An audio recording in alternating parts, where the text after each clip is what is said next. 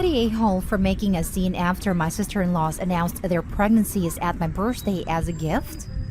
My 24 female boyfriend, 24 male, has two sisters, Emily 30 female and Diane 32 female. They are both married and trying for a baby. Diane announced her first pregnancy at Mother's Day this year. She gifted her mother a baby shoe and a positive pregnancy test. Everyone was happy, and even more when Emily told everyone that she was also trying for a baby. Later that evening, I texted them both saying, "Congratulations, I'm happy for you." It's a bit weird for me and my boyfriend because we recently learned that I'm sterile. I hope it didn't cut the mood, but I'm really excited for you both. They sent me some texts reassuring me and everything went well. Sadly, Diane lost her baby 2 months after this party. Fast forward to last week. We, mother-in-law, both sister-in-laws and I, met for a girls' night. My mother-in-law wanted to organize a party for my birthday, so she asked me if that's okay for me and what do I want. I said fine, but birthdays are tough for me. When I grew up, my parents always made my birthdays about them. They never invited my friends or close family. They always invited their colleagues and friends, and they had big parties where they drank a lot of alcohol. So after, I wanted to be sure to have a small party with close family, 12 persons, and nothing really big. The party was yesterday. I was helping my mother-in-law when both my sister-in-laws and their husbands arrived. They both also brought their in-laws and some friends. So what was supposed to be a small party ended up with more than 40 persons. My mother-in-law was a bit fuming because we had to go buy more drinks and foods for uninvited guests. The party went well until it was gift time. I opened gift for my mother-in-law and father-in-law, then one for my boyfriend. It was sweet. Next, my sister-in-laws gifted me one small package for them both, which is fine as I asked for small gifts if they were willing to give one.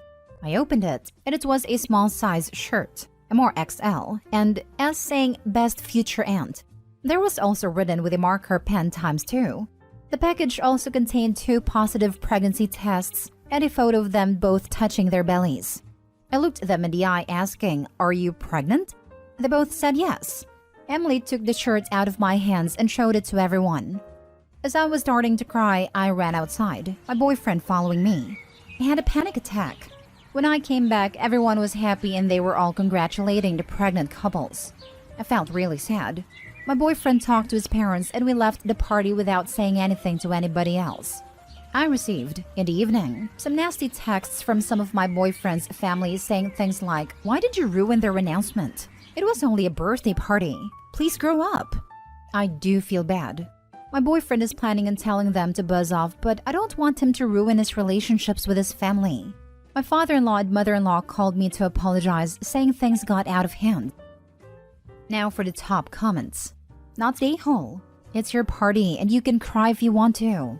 I think your sister-in-laws both knew that you can't have children, right? Why would they want to co-opt your birthday to make it about them?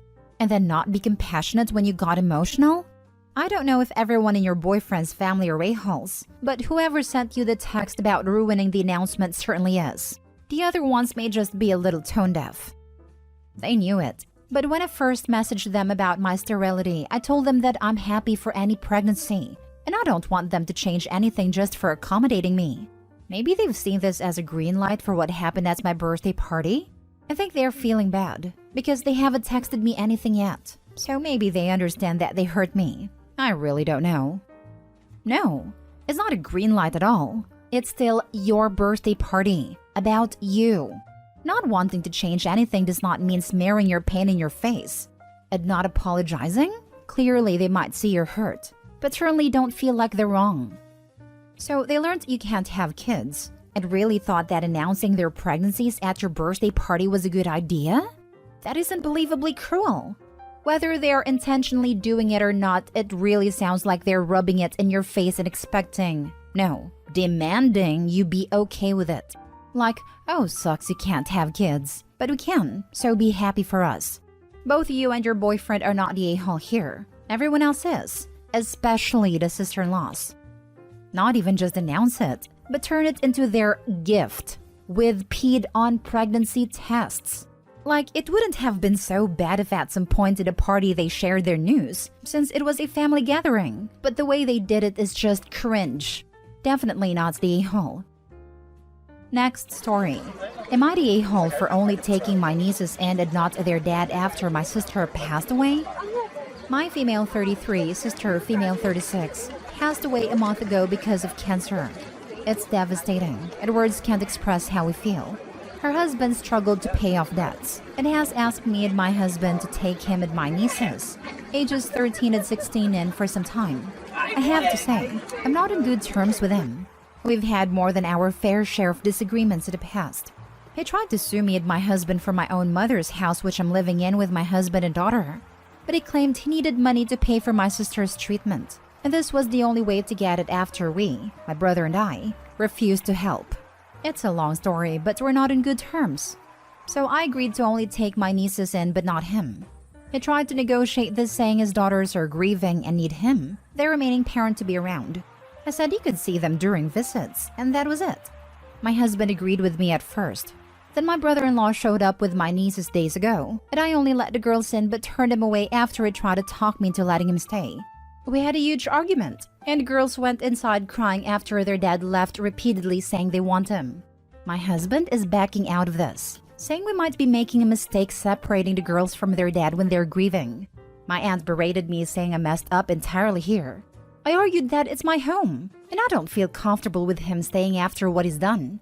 She called me selfish and bitter and said I'm making it more difficult for the girls who just lost their mom.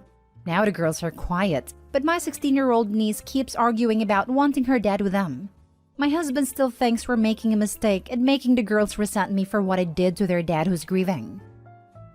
Not the a-hole. Well, it stinks that you can't be 100% supportive for the girls. It's his fault, you have to protect yourself. He's sued once. If he starts living there and establishes residency, he could try to squat. If other family are upset, they can take them in. It's OP's choice to help or not. I do not see the reason why she should let someone hostile to her live in the same house. I think it's already a lot that she offered to take in the girls while she did not have to. Yes, it's her sister's kids, but honestly, not everybody would do that in the same situation. If he wants to stay with the kids, he needs to find another arrangement. He is the parent, not Opie, not the a-hole. We're all making the assumption it's actually Opie's house. She even states it's her mother's house that they are living in. Oddly worded. She never once says she inherited a house. I bet money the inheritance is in question. I see a lot of YTA posts, but I'll risk the downvotes to say, this guy sued you. Was there any merit to it? Sounds like it was found in your favor. I wouldn't want him in my house either. The problem is, once he moves in, he is a tenant, and you can't force him out. Then you're even more of a perceived jerk for making them homeless if it becomes intolerable. He did not abide by your terms, but showed up on your doorstep with no plan except to beg you, even though you told him what you could agree to. He said okay, but then tried to make it suit him. All these relatives could take him in or support him, right? Why is it all on you? Your brother-in-law is presumably in his mid to late 30s and only sought help from you? It's all on one estranged sister-in-law? This is an impossible situation, and frankly, nothing you would have done would have been enough. How can you ask him for money for the higher food, /utilities/gas expenses when he's grieving and broke? How can you not give him your car to get around when he's grieving and broke? How can you ask him about getting a job and getting back on his feet when he's grieving and broke? If your relatives wanted to help, they could send him money and help him get on his feet, rather than come after you to take on a family. I can't judge this, because in some ways you are an a-hole, and in some ways you are being completely irrational, not wanting an enemy in your house for a long indeterminate amount of time and at your expense. But you were willing to help out the children and did not abandon them. You were willing to help up to your boundary, and your husband agreed. The flying monkeys just don't want the burden back on them, so they will come after you hard, as pressuring you is the easier solution than writing him a check or taking him in. You're voicing the concern I also have. He sued Opie once over a tenancy of the house. Once he moves in and stays more than a few weeks, he is a tenant. Getting rid of a tenant is not easy. Next story. Am I the a-hole for not giving half of my mom's inheritance to my cousin? Plus update. I, 37 male, was approached by my uncle, trustee of my grandmother's estate, 95 female still alive, a month ago. and was told that her irrevocable life insurance trust, ILIT, of $800,000 was to be split equal between him, $400,000, and my mom, $400,000, upon my grandmother's death. My grandmother pays the premium each year out of her estate. Now, sadly, my mother died of cancer 2 years ago, and per the rules of the ILIT, I have become the sole beneficiary of my mom's portion of $400,000. Now, a week after being told of this trust, I received a call from my uncle stating that it was now my grandmother's wishes that I give his son, my cousin, 32 male, $200,000 of the $400,000 I inherited from my mom. When asked what money he will be giving his son, my cousin, out of his portion of the $400,000, he said nothing. He will keep the full $400,000 because he is the son of my grandmother. If I were to agree, he would have me sign a contract saying I will give up $200,000, as legally he cannot change the rules of the trust or me as a beneficiary. Fast forward another week, and now I'm getting angry calls from my grandmother who has dementia, saying that she wants my cousin and I to have equal money, $200,000 each. It has evolved from $100,000 to $2,000 and now $200,000. She isn't able to articulate where the money is coming from and alludes to it coming from me, my money, my will. My grandmother seems to have no knowledge of the trust being the source of the money, making it clear that my uncle has been coaching her and hiding the details of how the trust money is being dispersed. To make matters personally worse, my grandmother recently asked if I wanted to be written out of the family because I'm being greedy. I have also received a text from my aunt, uncle's wife, saying that I'm a bad grandson and have no relationship with my grandmother, etc. All untrue. I love my grandmother dearly and want this to stop. Now, another issue is that my uncle is saying that there will be no money in her estate. Well, at the time of her death due to her high cost of living, jazz band, movie theater, and 5-star restaurant and lobby at her retirement villa. And thus, no money for me or my cousin will be available from her estate. This is why he wants my mom's and my inheritance to be split up for his son, who he says will get nothing from my grandmother. Am I the a-hole for not wanting to split my mom's portion of her inheritance of $400,000, now my portion due to her death, with my uncle's son, my cousin? Now for the top comments before reading the update. Not the a-hole and lawyer up. Your uncle is up to something not good. I'm going to consult today. This is elder abuse. Your uncle is greedy and manipulating your grandmother. You are technically inheriting from your mom, and your cousin can inherit from his dad. If your uncle wants your cousin to have money, he can pass down what granny leaves to him. Your cousin is lucky to still have both his parents. You don't have that privilege, but that in no way requires you to share your mother's inheritance. If anything, it's a small conciliation for being without her. Not the a-hole. Not the a-hole, but this sounds like a red flag for elder mistreatment. Please report it to the authorities. Please. My father has been pushing me to do just this. I'm an attorney, although not yours. This definitely sounds like elder mistreatment, and most police departments have a special unit that investigates. Some states also have adult protective services, which may be applicable here given that you say your grandma has dementia. Report this now, before it becomes a huge probate issue when your grandma eventually passed away. Edit. Thanks to all who have put in their advice. It's amazing to get an unbiased opinion. I have a consultation with an attorney at 1:30 p.m. today. We'll update all upon further guidance. Update. Spoke with attorney. Uncle is clearly in the wrong. It's an irrevocable trust and was set up this way and not to be changed. The money is solely mine as the beneficiary of my mother who passed. There is no legal standing my uncle has to demand the scheme he concocted. I have no obligation to do anything. If he wants his son to have money, then he can give him money. Not my mom's, nor my responsibility. He said my uncle is being very greedy. He suggested I ask for a copy of the trust, and if it's not received, then he will demand it in a legal letter. As for the elder mistreatment, he said my uncle is definitely unduly influencing my grandmother against his fiduciary duties. He suggested I speak with my cousin and see if he can calm my uncle down to give him a last shot of coming to his senses. If the calls increase from my grandmother, then I could register a mistreatment claim and take further legal action.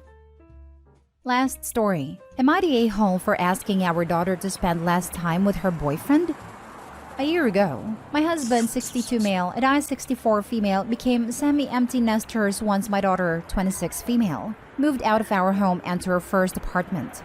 We miss her a ton, but it's been great to see her grow up. We still have our son, 20 male, left in the house, and we are waiting until he graduates so my husband and I can hopefully move abroad one day. A few months ago, my daughter has started dating someone, but we haven't even had a chance to meet him yet. And learning about her boyfriend has been like pulling teeth. We only found out she was dating when she sent a picture of herself to us one day. It looked like someone else had took it, and we asked who did. She said a friend. We asked who that friend was. When my daughter left home, she didn't have any friends at the time, and it was nice to hear she had made one. Even then, she beat around the bush giving details about who this friend was and how she met them. Anyway, we eventually learned of her boyfriend, but we have noticed she is spending lots of time with him. When we invite her to hang out with us on the weekend, she always declines and says she has something planned with her neighbor. When we chat on the phone, she is often with her boyfriend at home, or out and about and so on.